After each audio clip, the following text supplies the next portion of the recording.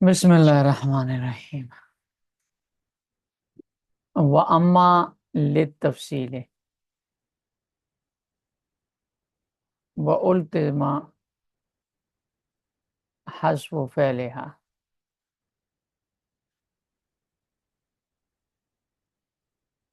کہ اما تفصیل کے لیے آتا ہے اور اس کے فعل کو حذف کرنے کا التزام کیا گیا ہے۔ یہاں سے مصنف رحمۃ اللہ علیہ الفاظ شرط میں سے تیسرے لفظ اما کی تفصیلات بیان فرما رہے ہیں۔ ان اور لو کی تفصیلات بیان ہو گئی ہیں پیچھے، اما کی تفصیلات بیان فرما رہے ہیں۔ لفظ اما دو معنوں کے لیے وضع کیا گیا ہے۔ ایک اس کا معنی ہے اجمال کی تفصیل بیان کرنا، جسے مصنف رحمۃ اللہ نے وہ اما للتفصیل سے بیان فرمایا، اور اسی معنی کو مصنف نے یہاں ذکر کیا ہے۔ دوسرا جو معنی اس کا وضعی ہے اس کو مصنف نے یہاں بیان نہیں کیا۔ تو پہلا اس کا معنی ہے اجمال کی تفصیل بیان کرنا، اور اس کا دوسرا معنی ہے استلزام الشیء للشیء، یعنی یہ بیان کرنا کہ اما کے بعد کوئی ایسی جو چیز ذکر ہوئی ہے اس کے لیے کوئی خاص حکم لازم ہے۔ یہ جو دوسرا معنی ہے، اس معنی کے اعتبار سے اس کو الفاظ شرط میں سے شمار کیا جاتا ہے، اور یہ جو شرط والا معنی ہے یہ تمام استعمال جو اما کے استعمالات ہیں ان سب میں پایا جاتا ہے، لیکن مصنف رحمۃ اللہ علیہ نے اس معنی کو یہاں بیان نہیں کیا، پہلے والے معنی کو بیان کیا اما للتفصیل، کہ اما تفصیل کے لیے آتا ہے۔ پھر اس تفصیل کی دو صورتیں،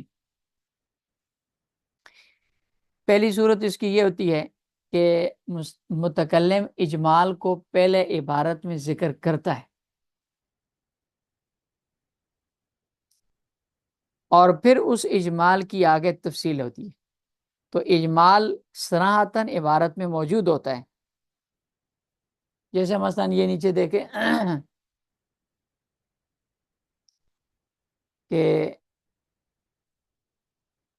کدھر یہ اس کی تو ایک حاشیے نہیں لگے ہوئے،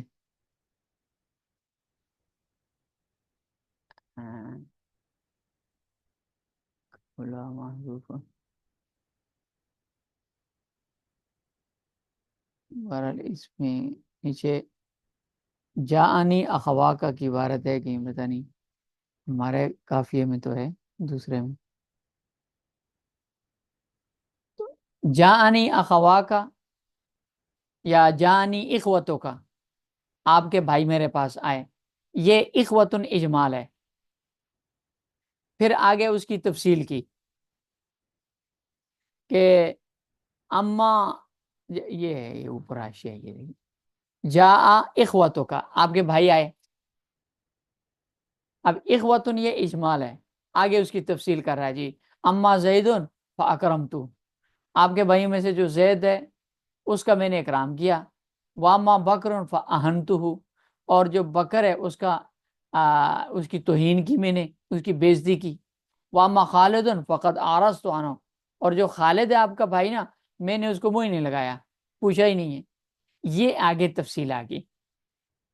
تو پہلے اجمال صراحتاً عبارت میں ذکر کیا اور پھر آگے اس کی تفصیل کی۔ اور کبھی ایسا ہوتا ہے کہ اجمال کا صراحتاً عبارت میں ذکر نہیں ہوتا، بلکہ وہ اجمال متکلم کے ذہن میں موجود ہوتا ہے اور شروع سے تفصیل شروع کر دی جاتی ہے۔ جیسے سورہ زحا کی آیت ہے اما الیتیما فلا تقہر، اب اس سے پیچھے یتیم کا اما سائلہ فلا تنہر، سائل کا کوئی ذکر نہیں ہے، لیکن متکلم کے موعود فی ذہن ہے، اس لیے آگے اس موعود فی ذہن اجمال کے مطابق آگے تفصیل کی اما الیتیما فلا تقہر واما سائلہ فلا تنہر واما بنعمت ربک فحدث، یہ سارے اما تفصیلی ہے، لیکن مجمل جو چیز ہے وہ عبارت میں موجود نہیں ہے، وہ موجود فی الذہن ہے، تو اما دونوں صورتوں میں تفصیل کے لیے آتا ہے، واما للتفصیل ہے۔ اور وَأُلْتِزِمَ حَذْفُ فعلها، یہ عبارت اصل میں ایک اشکال کا جواب ہے۔ سوال یہ ہوتا ہے کہ اما حرف شرط ہے جو تفصیل کے لیے آ رہا ہے، تو حرف شرط کے ساتھ تو فعل کا ہونا ضروری ہوتا ہے، اور اما کے ساتھ تو فعل نہیں ہے، جیسے اما الیتیمہ فلا تقہر، اما کے ساتھ فعل نہیں ہے۔ تو اس اشکال کا جواب یہاں مصنف رحمۃ اللہ علیہ یہ بیان فرما رہے ہیں کہ اگرچہ اصل کے اعتبار سے اما کے بعد فعل آنا چاہیے کیونکہ اما حرف شرط ہے، لیکن محاورات میں بکثرت چونکہ استعمال ہوتا ہے، لہذا کثرت استعمال کی وجہ سے اس کو تخفیف کی ضرورت تھی، تو تخفیفاً اس کے فعل کو حذف کر دیا جاتا ہے۔ وَأُلْتُزِمَ حَذْفُ فعلها، اور کلام عرب میں اما کے فعل کا حذف کرنے کا التزام کیا گیا ہے۔ مثلا ایک عبارت ہے اما زید فمنطلق، اب اما زید فمنطلق کی جو اصل عبارت ہے وہ ہے اما یکم من شیئن، اما کی جو اصل ہے وہ ہے مہما یکم من شیئن فزید منطلق، یہ اصل عبارت ہے اس کی۔ مہما یہ اصل ہے، اور اس کو جب حذف کیا تو اس کی جگہ پہ آ گیا اما، اور یکم من شیئن یہ فعل شرط ہے، اس کو حذف کر دیا گیا، اور اب رہ گیا اما زید فمنطلق۔ تو یہ فعل شرط ہونے کی وجہ سے اس کے لیے فعل کا ہونا ضروری تھا، لیکن کثرت استعمال کی وجہ سے اس کے فعل کو حذف کر دیا جاتا۔ وَأُوِزَ بَيْنَهَا وَبَيْنَ فَائِهَا جُزْءٌ مِّمَّا فِي حِجْزِهَا، جب اما کے عامل فعل کو حذف کر دیا گیا تو اس کے بعد فا جزائیہ اور اما شرطیہ ان کے درمیان ایک فاصل لانا ضروری ہے تاکہ فا جزائیہ اور اما شرطیہ کا اتصال لازم نہ آئے، کیونکہ اما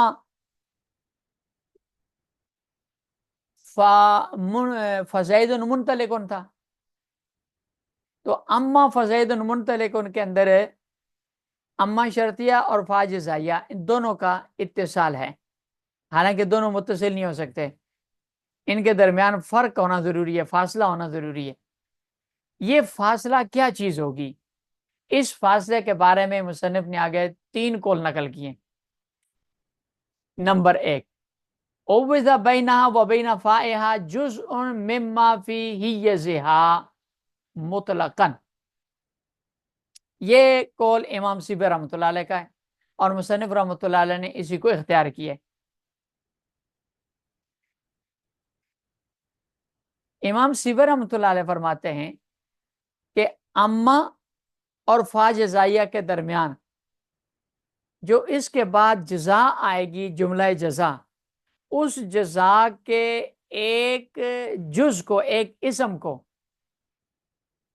اٹھا کر اما اور فا جزائیہ کے درمیان لا دیا جائے گا، اور وہ مطلقاً کوئی بھی اسم ہو سکتا ہے، کوئی بھی کلمہ ہو سکتا ہے، بسا اوقات وہ اسم بھی ہوگا، یہ وہ کیا کہتے ہیں اس کو، مبتدا بھی ہوگا، جیسے یہ دیکھیں اما زید فمنطلق، یہ اصل میں تھا اما فزید منطلق تھا، تو زید کو فا جزائیہ سے مقدم کر دیا مبتدا کو، اور کبھی وہ خبر بھی ہو سکتا ہے، جیسے یہ منطلق کو اٹھا کر بھی اما منطلق فزید بھی ہو سکتا ہے، اور کبھی مفعول بھی ہو سکتا ہے، جیسے اما الیتیم فلا تقہر میں الیتیم، اما سائلہ فلا تنہر میں یہ السائل اما کے بعد ہے، اور فلا تنہر فلا تقہر سے پہلے ہے، فاجزائی سے پہلے۔ اور کبھی جار مجرور کو بھی مقدم کیا جا سکتا ہے بیچ میں لانے کے لیے، جیسے اسی سے اگلی آیت ہے وَأَمَّا بِنِعْمَتِ رَبِّكَ فَحَدِّثْ، بِنِعْمَتِ رَبِّكَ جار مجرور، یہ اما اور فا جزائیہ کے درمیان میں، بلکہ بسا اوقات پورا جملہ بھی درمیان میں فاصلہ کے طور پر آ جاتا ہے، جیسے فَأَمَّا إِن كَانَ مِنَ الْمُقَرَّبِينَ فَرَوْحٌ وَرَيْحَانٌ وَجَنَّتُ نَعِيمٍ، اس میں فَأَمَّا کے بعد ہے إِن كَانَ مِنَ الْمُقَرَّبِينَ، یہ پورا جملہ ہے ان شرطیہ کا، یہ اما اور روح اور ریحانوں کے اوپر رحل جو فا ہے اس کے درمیان میں آ گیا۔ یہ قول ہے امام سیبی رحمۃ اللہ علیہ کا، وَعُوِّزَ بَيْنَهَا، اس اما کے درمیان، وَبَيْنَ فَائِهَا، اور اما کے بعد آنے والی فا جزائیہ کے درمیان فعل محذوف کے عوض میں لایا جائے گا جزء ایک کلمہ، مما فی حیزہا جو جزا کے ماتحت آ رہا ہو، مطلقاً وہ کوئی بھی جز ہو سکتا ہے، کوئی بھی کلمہ ہو سکتا ہے، مبتدا بھی ہو، خبر بھی ہو، مفعول بھی ہو، جار مجرور بھی ہو، وغیرہ ذالک۔ یہ پہلا قول آ گیا۔ دوسرے قول کو مصنف رحمۃ اللہ نے قیلہ سے بیان کیا، یہ بعض نحویوں کا قول ہے۔ بعض کہتے ہیں کہ اس فعل محذوف کے عوض میں اما شرطیہ اور فا جزائیہ کے درمیان جو اسم آئے گا، جو کلمہ آئے گا، وہ اسی فعل محذوف کا معمول ہوگا، جس فعل شرط کو حذف کیا گیا ہے، جیسے اما یوم الجمعۃ فزید منطلق، اس میں یوم الجمعۃ یہ اما شرطیہ اور فا جزائیہ جو زیدن پر داخل ہے اس کے درمیان فاصل بنائیں، لیکن یوم الجمعۃ یہ اپنے بعد والا جو جملہ ہے زید منطلق اس کا جز نہیں ہے، بلکہ یہاں سے جو عبارت جو فعل حذف ہوا تھا اس کا معمول ہے، اما تذکر یوم الجمعۃ فزید منطلق ہے۔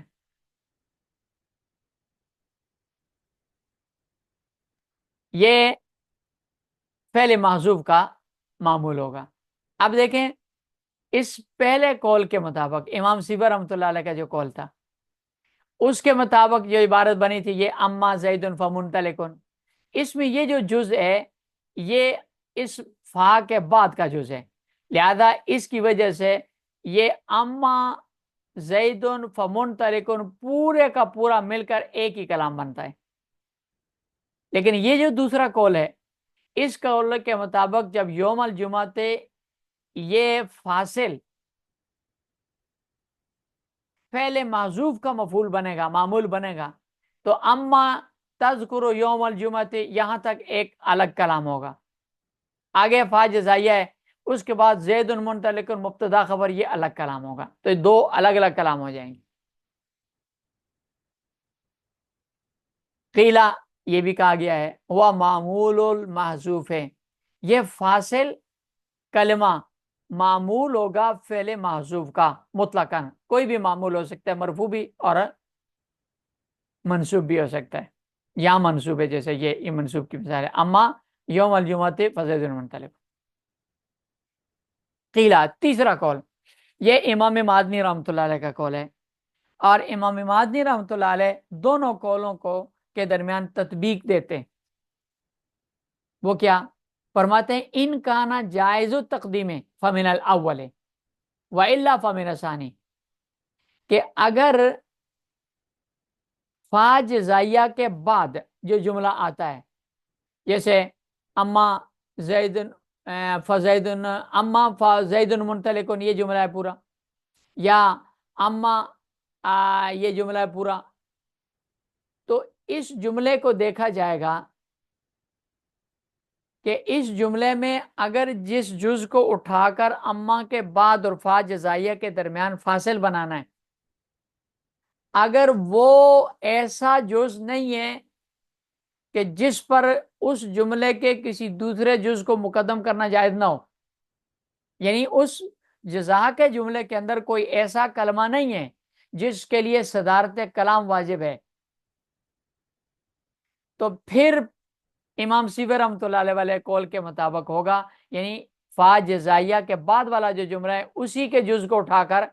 درمیان میں فاصل بنائیں گے اور پورا جملہ ایک ہی جملہ قرار دیا جائے گا۔ ان کانا جائز و تقدیم، اگر وہ جملہ ایسا ہے کہ جس میں کوئی ایسا جز نہیں ہے جس پہ دوسرے کو مقدم کرنا جائز ہو، ناجائز ہو، بلکہ جائز و تقدیم ہے، تو فمن الاول، تو یہ پہلے قول کے مطابق آئے گا، یعنی فاصل جزا کے جملے کا جز ہوگا اور پورا جملہ ایک ہی قرار دیا جائے گا۔ وَإِلَّا، اور اگر جزا کے جملے کے اندر ایسا کوئی کلمہ ہے جس کے لیے صدارت کلام واجب ہوتی ہے اور اس سے کسی دوسرے کو مقدم کرنا جائز نہیں ہوتا، جیسے مثلا انا کا اسم آ گیا، فَإِنِّي مُنْطَلِقٌ، تو چونکہ آگے منطلقن کو اگر مقدم کریں گے تو انا کے اوپر حرف مشبہ بالفعل کے لیے تقدیم لازم ہے، تو منطلقن اس سے مقدم ہو جائے گا، وہ جائز نہیں ہے۔ لہذا ایسی صورت میں فمن الثانی، تو دوسرے قول کو لیا جائے گا، یہ قیلہ والے قول کو، یعنی درمیان والا فاصل وہ جزا والے جملے کا جز نہیں ہوگا بلکہ فعل محذوف کا معمول قرار دیا جائے گا۔ یہ قول ہے امام مازنی رحمۃ اللہ علیہ کا۔ لیکن شارح رضی نے اس دوسرے قول قیلہ والے کو اور اس تیسرے قول قیلہ والے، ان دونوں قولوں کو رد کیا ہے، اس لیے مصنف رحمۃ اللہ نے قیلہ سے بیان کیا ہے، اور صحیح قول امام سیوی رحمۃ اللہ علیہ والا ہے، یعنی درمیان کا جو فاصل آئے گا یہ فاصل اور جزا والا جو جملہ ہے یہ فاصل جزا والے جملے کا جز ہوگا۔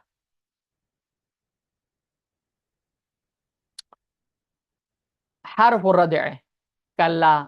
وقت جاء بمعنی حقا،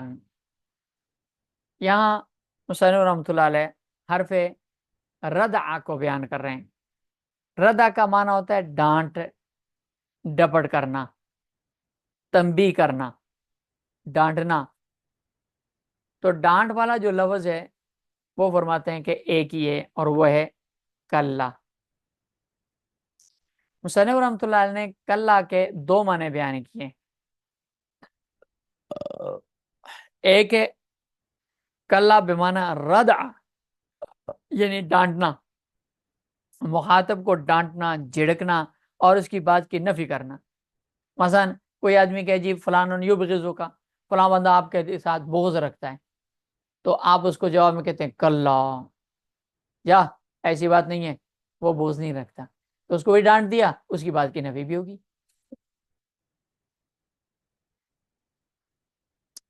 اور اسی طرح کبھی ایسا بھی ہوتا ہے کہ کسی آدمی کی ناپسندیدہ گفتگو پر اس کو روکنے اور ڈانٹنے کے لیے بھی کلا کا لفظ استعمال ہوتا ہے، جیسے سورت اس میں ہے نا وہ کیا نام والفجر ولیال عشر، سورۃ فجر میں وَأَمَّا الْإِنسَانُ إِذَا مَا ابْتَلَاهُ رَبُّهُ فَأَكْرَمَهُ وَنَعَمَهُ فَيَقُولُ رَبِّي أَكْرَمَنِ وَأَمَّا إِذَا مَا ابْتَلَاهُ فَقَدَرَ عَلَيْهِ رِزْقَهُ، کہ جب اللہ رب العزت انسان کو مبتلا کرتے ہیں، آزمائتے ہیں اور اس پر رزق کی تنگی کر دیتے ہیں، فَيَقُولُ رَبِّي أَهَانَنِ، تو بندہ کہتا ہے رزق تنگ کر کے میرے رب نے مجھے ذلیل کر دیا۔ اس ناپسندیدہ بات کو اللہ پاک رد کرنے کے لیے فرماتے ہیں کلا، کلا تمہاری یہ بات غلط ہے، ہرگز ایسا نہیں ہے کہ رزق کی تنگی ذلیل کرنے کے لیے ہو۔ اسی طرح یہ نیچے دیکھیں کہ وہ اما لرد المخبر، یا یعنی کہ بسا اوقات کسی آدمی کی بات کو، مطالبے کو رد کرنے اور مطالبے کے انکار کرنے کے لیے بھی کلا کا لفظ استعمال ہوتا ہے، جیسے یہ آیت ہے کہ بندہ قیامت والے دن کہے گا رب ارجعونی لعلی اعمل صالحا، کہ اللہ مجھے واپس دنیا میں بھیج دے، میں وہاں جا کر نیک کام کروں گا، فیما ترک تو جو پیچھے چھوڑ کر آیا میں دوبارہ جا کر۔ اللہ پاک فرمائے کلو، تمہارا یہ مطالبہ پورا نہیں ہوگا، کلا لیس کذالک، تمہارا یہ مطالبہ پورا نہیں ہوگا۔ تو ان مختلف معنوں کے لیے کلا آتا ہے، تو یہ کلا کا ایک معنی ہے، کلا بمعنی ردع۔ دوسرا معنی ہے وقد جاء بمعنی حقا، کہ کلا کبھی مضمون جملے کی پختگی کے لیے بھی آتا ہے، اس میں مقصود کسی بات کی نفی کرنا یا ڈانٹنا ڈپٹنا نہیں ہوتا، صرف اور صرف مضمون جملے کی پختگی ہو جائے گی۔ جیسے کلا والقمر، پکی بات ہے قسم ہے چاند کی۔ کلا ان الانسان لیطغی، کلا اذا بلغت التراقی وقیل من راق، کلا سوف تعلمون ثم کلا سوف تعلمون، یہ ساری آیات میں کلا بمعنی حقاً کے ہے، حقاً۔